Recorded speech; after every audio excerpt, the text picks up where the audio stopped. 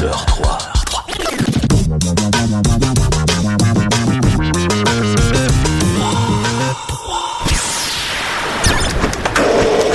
Droit au brut. Lucienne Perry, Michael Marquet. Imaginaire. Silence. Solitude. Secret.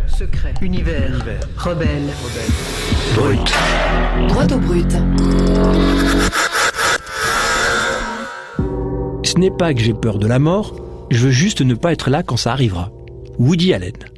La mort est parfois attirante, parfois effrayante. La mort, point de départ pour une autre vie, entre un ailleurs et un paradis. Pour d'autres, c'est un point final. La mort, c'est aussi un vaste champ d'interrogation et de création qu'a très vite annexé l'art brut. Donc, pas de silence de mort aujourd'hui, mais une exploration de la grande faucheuse avec Lucienne Perry. Bonjour Lucienne. Bonjour. Voici la petite question du jour. Oui. Question un petit peu intime, si on peut rentrer dans le cadre de ton intimité. Ah. Comment perçoit ta famille ta relation avec l'art brut, c'est-à-dire quand même une relation avec un art hors norme, avec des gens qui sont dans des hôpitaux psychiatriques, des illuminés, des médiums, etc. C'est un sujet qu'on aborde facilement, par exemple dans une réunion de famille autour d'un bon repas, où c'est quelque chose qui a toujours été mis un peu de côté, c'est-à-dire elle travaille dans un musée, elle travaille dans des expositions, elle sort des livres, mais on n'en dit pas plus. Non, on l'aborde très facilement. Il est vrai que non, on ne me prend pas pour une illuminée parce que je m'intéresse à l'art brut. Je crois qu'on comprend dans ma famille que ces œuvres sont faites par des personnes qui n'ont pas eu le droit à la parole et que j'essaye de donner ce droit à ces personnes qui ne l'ont pas eu, mais au fond, qui l'ont prise en dessinant, en sculptant. Au fond, ma famille est vraiment très proche et même partie prenante. Ils sont là à toutes les expositions, ils lisent les livres, ils regardent les bouquins, ils viennent visiter les expos. Partie prenante, vraiment de A à Z. Et pour débuter cette émission vraiment mortelle, le groupe néerlandais, je vais vous le prononcer en verlan, Tué. Sometimes I wish I were dead and gone. I'm a fool in your eyes, I'm a fool for the vibes. Like my lips you can read all about it, smell all about it, it won't leave me alone.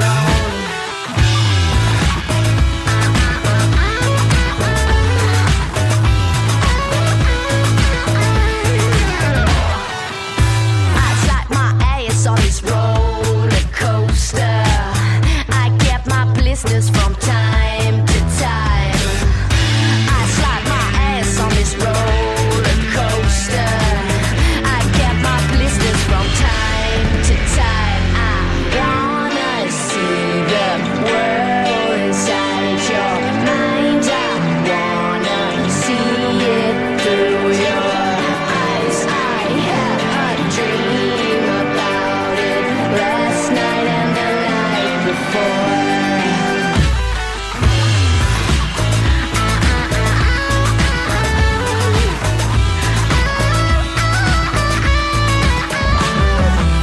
Sometimes I wish I were dead and gone. I'm a fool in your eyes, I'm a fool for the vibes. Getting closer, fire back on my tongue. When you smell all about it, it won't leave me alone. I wanna see the world inside your mind. I wanna see it through your eyes. I had a dream about it last night and the night before.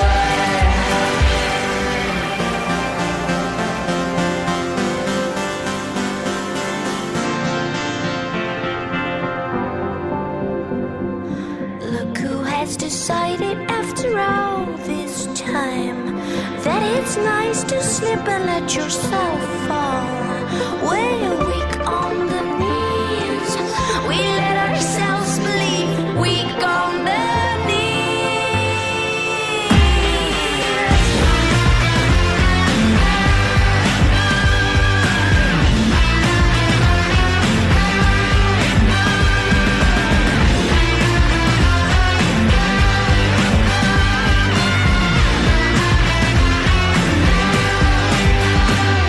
Look who has decided after all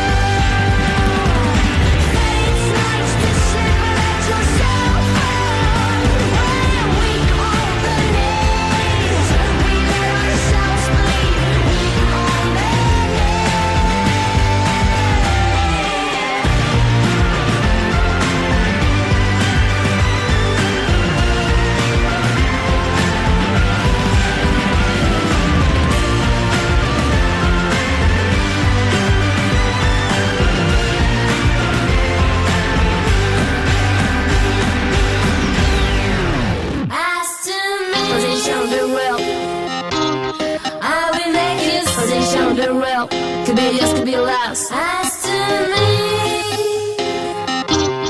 I will make you anything can be said about trust that you pay. I got the beat, I still the flip, provide a trick and break up the brick. How about the floor, how about the law? To be afraid but I need the rope. Wish attraction in a grubby world of conception at the end. Lifting your heart to better give me extent. Rheology in a map, philosophy. Fighting my soul blistered, regain the term. Position of the world, could be used, could be lost. I will make you hit back, I better retract, I better found out. Anything can be said about the trust that you pay. Too much is not begging, I just want you to sing. Position of the world, could be used, could be lost. I will make you hit back, I better retract, I better found out. Anything can be said about the trust that you pay. Too much is not begging, I just want you to sing. Me no play no bad boy and me no speak no pidgin. Me no come from Kingston and neither from a Berlin. Me no grow no dreadlocks, but inside we are Rasta. Me understood that I and I do not have no color, but still me wonder why and I. Nothing is relaxing, the pressure on my shoulder. Me look for the right thing. I read the thing, I'm looking for the way, yeah. To become a better writer and only to say, yeah. I and I are searching, I do not only ask it to be like the dreamer, the walker free from the beginning. The sight of the blue quite struck, and I'm in the art. Hoping for no reason, me having no animals. Position of the world, could be used, could be lost. I will make you hit back, I better retract, I better found out. Anything can be said about the trust that you pay. Too much is not begging. If I could find a trick to make the word fit an itch and never repeat. Me already rich, baby, we go step at the show. And maybe after, if we sing over minimal techno, we feel a better. We step discovered with our photos. We keep the lips shut. If you dare use the power of the phone, bro, they turn you songs up. I wanna say your name. They turn you songs up. I wanna say your name. Position of the world, could be used, could be lost. I will make you hit back, I better retract, I better found out. Anything can be said about the trust that you pay. Too much is not begging. Too much is not begging.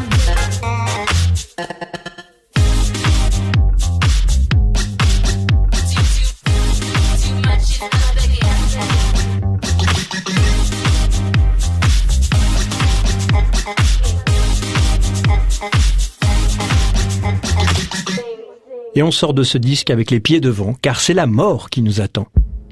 Giovanni Battista Podesta est né en 1895. Il est le 13e enfant d'une famille paysanne lombarde. Il comprend très tôt ce qu'est la mort avec la disparition de son père, Luciane.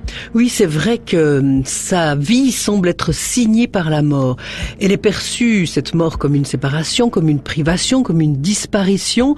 C'est comme si c'était le destin de Podesta que de vivre cette mort comme un leitmotiv. On la voit aussi dans son œuvre, elle est très présente.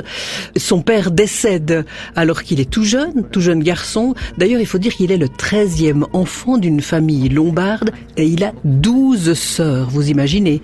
Donc, très entouré dans un milieu féminin. Parmi ces 12 sœurs, 6 mourront dans les années qui suivent la mort du père.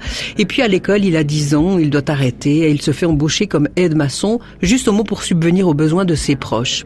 Lorsqu'il a 20 ans, il est mobilisé, il part au front et au terme du conflit, eh bien son retour est problématique parce qu'il arrive mal à se réinsérer socialement. La campagne lombarde n'offre pas de travail, donc il va devoir partir en ville. Et lui, il vit l'exode rural. Après avoir vécu la guerre, les années passent, enfin un peu de répit, il va fonder une famille. Mais la Deuxième Guerre mondiale éclate et il doit repartir.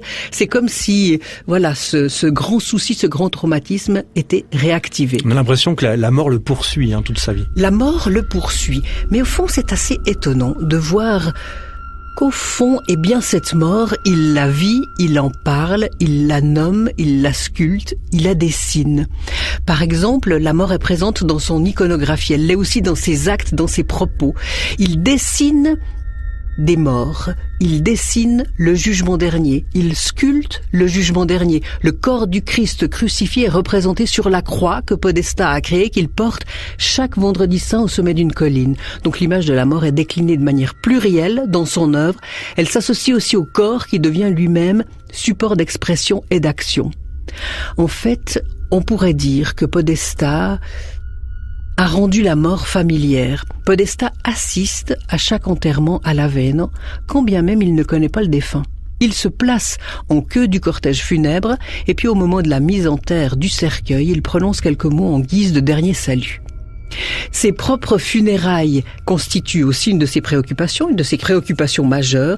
Il est à 1000 lieues de l'attitude contemporaine, c'est-à-dire qu'aujourd'hui, on a peur de la mort. Quelqu'un nous dit « un de mes proches est mort », on ne sait pas très bien quoi répondre, on est mal à l'aise, on n'ose pas en parler, on n'ose même pas prononcer ce mot. Souvent, on meurt à l'hôpital, quand bien même une personne voudrait peut-être mourir à la maison. Eh bien, lui, il veut présider à ses propres obsèques. Il avait même eu l'idée, Podesta, de créer son propre cercueil. Et c'est sa femme qui a refusé, qui a dit non, là je ne peux pas supporter. Donc qu'a-t-il fait ? Eh bien, il a constitué en format miniature un petit cercueil mis dans une vitrine. C'est une pièce que l'on peut voir à la collection de l'Art Brut, en tout cas qui est peut-être dans les réserves en ce moment. Peut-être n'est-elle pas présentée dans l'exposition permanente. Figurez-vous que c'est un autoportrait. Podesta s'est représenté lui-même avec ses propres poils de barbe et même ses propres cheveux qu'il a coupés et qu'il a installés sur son petit autoportrait. Une étrange boîte à chaussures. Une étrange boîte à chaussures. Bref, il a une manière toute particulière de fréquenter la mort, de la nommer, d'être proche d'elle. Et on est à 1000 lieues du refoulement de la mort, de cette mort qui est devenue un peu parfois honteuse dans notre monde contemporain. Tu crois, comme on dit dans l'expression, il joue avec la mort, il y a quelque chose de cet ordre-là ? Il y a quelque chose de cet ordre-là. Pour lui, c'est quelque chose qui arrive à toute fin d'individu. C'est une fin normale dans l'existence d'un homme, d'une personne humaine. Presque aussi insaisissable que la mort, Giovanni Battista Podesta, le jour de son jugement dernier, c'était en 1976, un 16 février.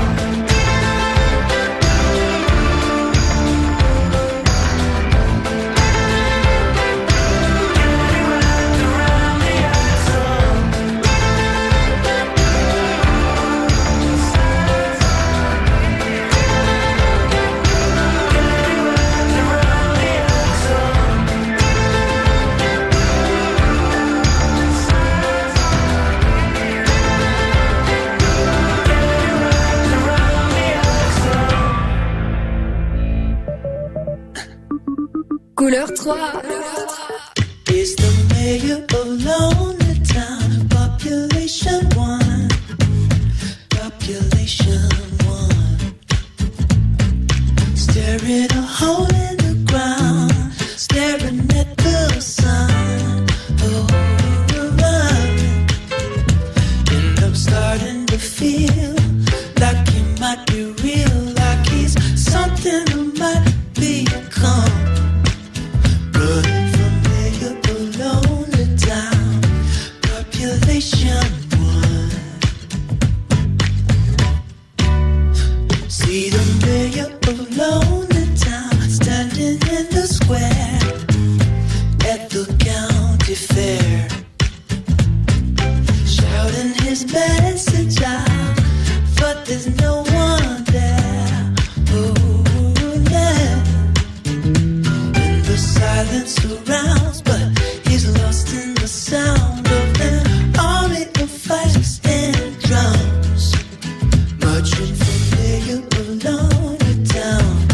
Population 1.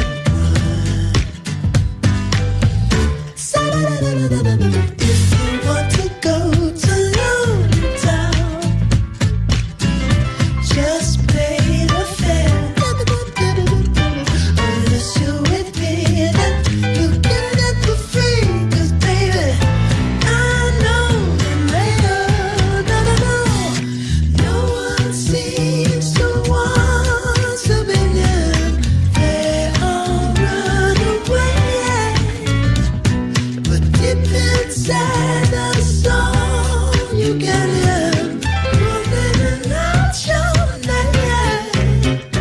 Now the mayor of Lonely Town tucking into bed. Oh, what's inside his head? Visions of sugar plums and loneliness. Oh yes. Now we've all got to be what we want to be, but that doesn't seem quite so fun. To be the mayor of Lonely Town. Population staring a hole in the ground. Population mayor of Lonely Town.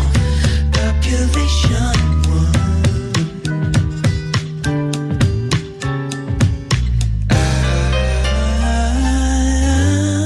Droit au brut, sur Couleur 3.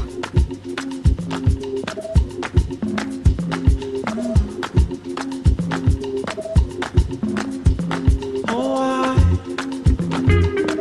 I'm blowing smoke in their eyes. Here from my throne, I play them like mine. Oh, I'm throwing stones from great heights. Here from my throne, oh, I'm blowing smoke in their eyes. White flags don't show in this kingdom that I roam. In this kingdom that I roam. Falling by you, don't forget me. Falling by you, in this kingdom that I roam.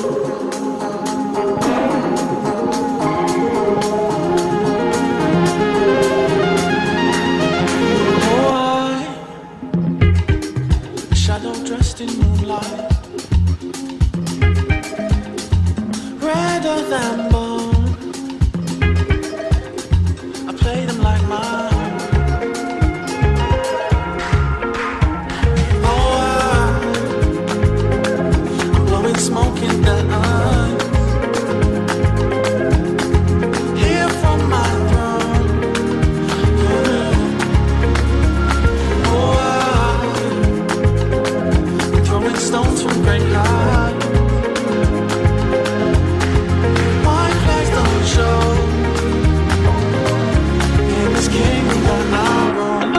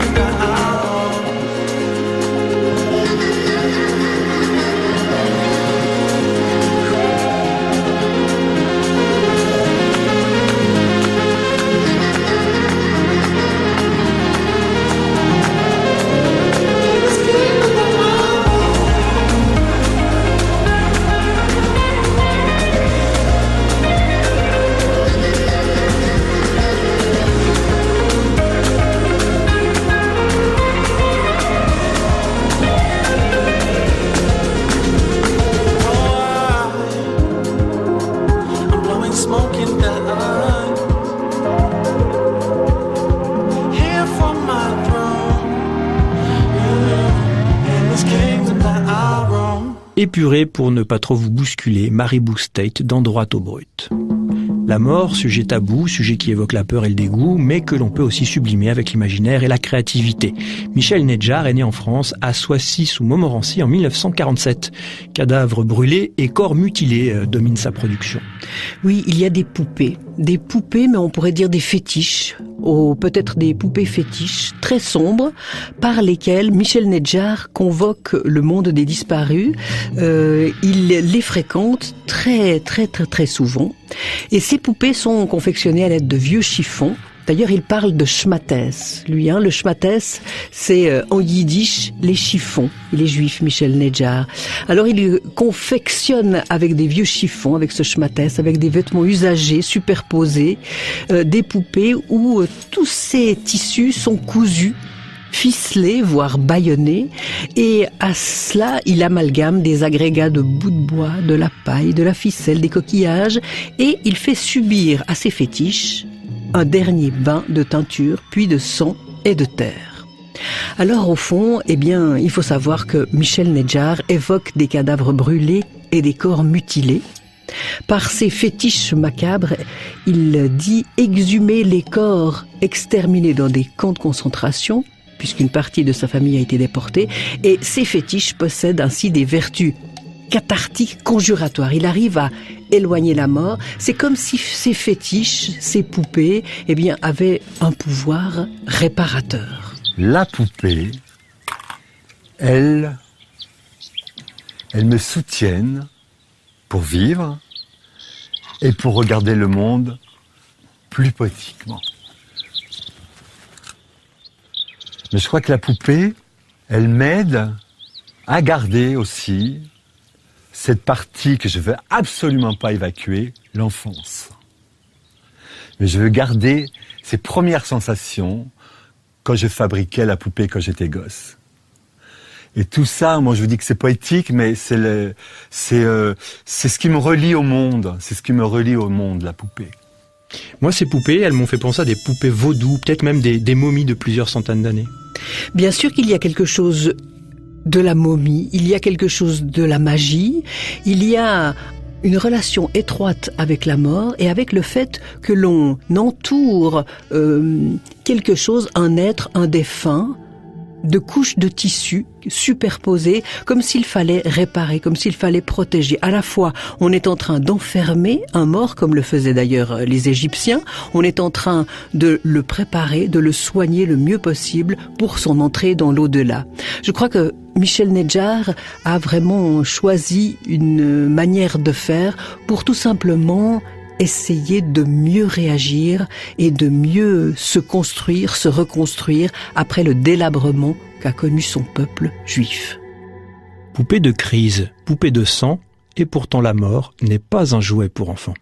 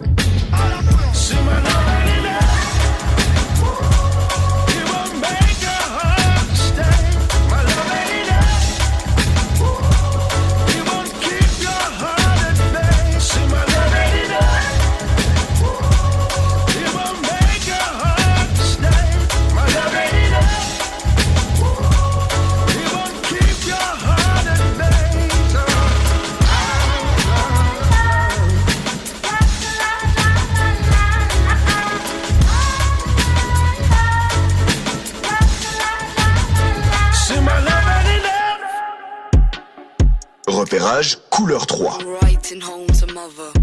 You tell her that you're sober. It's 12 p.m. and once again the party's still not over. You're with some guy who says he really wants to get to know you. Not really sure, but you watch him as he leans and glows up. Grim Reaper in a backward side, landing kickflips on my psychic legs. Better watch out for your father's bag. I think he knows I'm going mad. Grim Reaper got me back then. I'm never coming home again. He swears that he's my only friend, but he doesn't fuck with my mind. 'Cause oh, maybe I sold my soul. Maybe I need control. Mortality takes its toll. I just need everything. Why is every car here a coffin? Showing no signs of stopping. Mortality takes its toll. I just need everything. Dog walkers with the big canines keep telling me to change my mind. I open up my own insides. I think they think I'm gonna cry. Grim Reaper on a moped flex, peeling acid burning on my flesh. I see the way they want my best, but it doesn't fuck with my mind. 'Cause oh, maybe I sold my soul. Maybe I need control. Mortality takes its toll.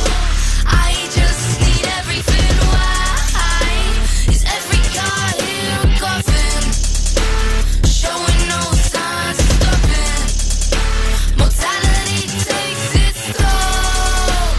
I just need everything. Put me in the backseat, but he doesn't own me.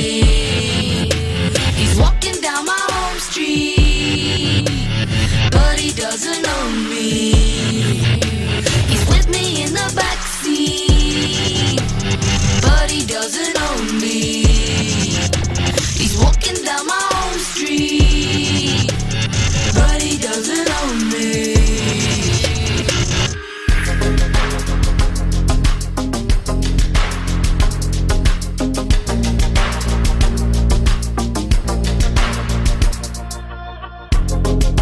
Close my eyes, hopes are high, my memory dies. I turn away from what I did in another life. I'm close again to lose myself in another minute. He draws me near, I forget where I was, I'm in love again. Hopes are high, my memory dies. I turn away to another life. You messed me up, I'm dressing up for someone else. Now I take it slow, I didn't know it could go this way. He takes me high, go for a ride, I'm back on the road. I'm with another man in another bed, and now we get close. Someone I wanna be, and he gives me everything that I want, that I need from another man. Someone I wanna be, and he gives me everything that I want, that I need from another life.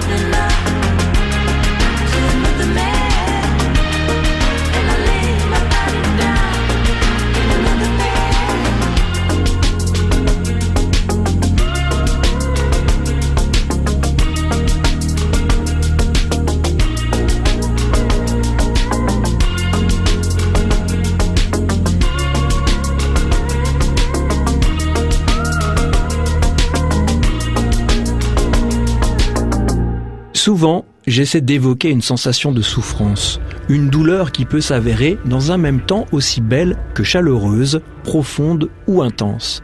Confession de Blanca Inouen, chanteuse de Len Sander dans le 24 heures du 10 février dernier, Len Sander qu'on vient d'écouter.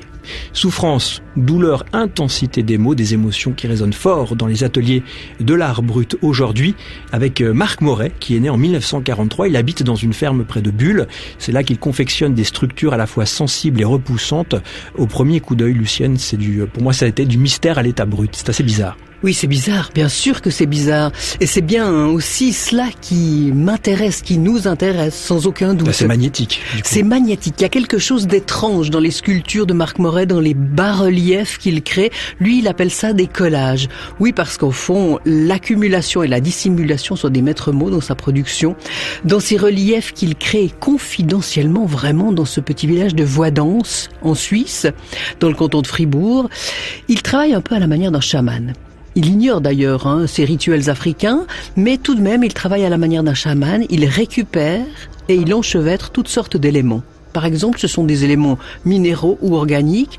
On pourrait donner l'exemple des restes humains ou des restes animaux, des mèches de cheveux. Ça fait une sorte d'accumulation, c'est des tas, c'est assez... Voilà, des tas. Oui, il y a des mèches de cheveux, des os de bêtes, de boyaux, et il y mêle des objets ayant appartenu à ses proches décédés. Notamment, sa mère, par exemple. À la mort de sa mère, il a récupéré toutes sortes d'étoffes et des pièces de mercerie, du fil, des fermetures éclairs, des épingles, et toutes sortes d'articles de mercerie. Et à huis clos, pour son propre usage, il confectionne des sortes de reliquaires auxquels il a recours quotidiennement pour ses pratiques dévotionnelles personnelles. Tous les soirs, il s'accroupit, il s'agenouille peut-être d'une certaine manière devant ses œuvres et il pense, réfléchit, médite. Il est en relation avec celle qui possédait ces objets, sa mère. Ce que j'aime beaucoup, tu sais, dans le travail de Marc Moret, c'est qu'il nous renvoie à notre petite condition de mortel, à une époque quand même charnière de l'humanité, où on parle de génétique, de transhumanisme, on cherche à s'éloigner le plus possible de la mort, en tout cas devant un miroir et dans nos pensées. Alors lui, il fait face à la mort. Bien sûr qu'elle l'impressionne, la mort. Il crée des œuvres qui nous repoussent, peut-être. Certains sont un peu dégoûtés. Bien entendu, on est un peu saisi. C'est voulu. C'est voulu. Il cherche à ce que l'on soit saisi. On a une réaction forte et immédiate. Elle résonne, ces œuvres, au fond de notre corps. Elle nous coupe le souffle. Parfois, elle nous donne les frissons. Et d'emblée, notre impression est physique. Eh bien, moi, je trouve que j'ai justement ça qui m'intéresse. Ça nous montre bien que notre corps réagit. Pourquoi ? Eh bien, aussi, tout simplement parce que on a des artères, on a des veines, on a des vaisseaux, des muscles qui parcourent un espace qui est circonscrit, notre corps, où tout cela s'entrecroise. Et ce qui s'entrecroise aussi dans les œuvres de Marc Moret, eh bien, peut-être qu'on le ressent profondément avec notre corps, notre enveloppe corporelle et ses différentes couches, celle du derme, celle de l'épiderme, et sans doute l'individu ressent-il ses productions avec sa peau aussi. Moi, je crois que cette réaction, qui n'est pas celle de l'attraction, qui est comparable à quelque chose qui à la fois nous attire et nous repousse, eh bien, je crois qu'elle est due à une sorte d'effroi. Et je crois que cet effroi, il est fructueux, et tout est bien, en fait, dans ces sensations qui nous dépassent. Marc Moret, c'est une sorte d'ermite sauvage, un peu comme Richard Greaves, ou c'est quelqu'un de tout à fait accessible ? C'est quelqu'un d'accessible si on le connaît et si on a l'habitude de le fréquenter.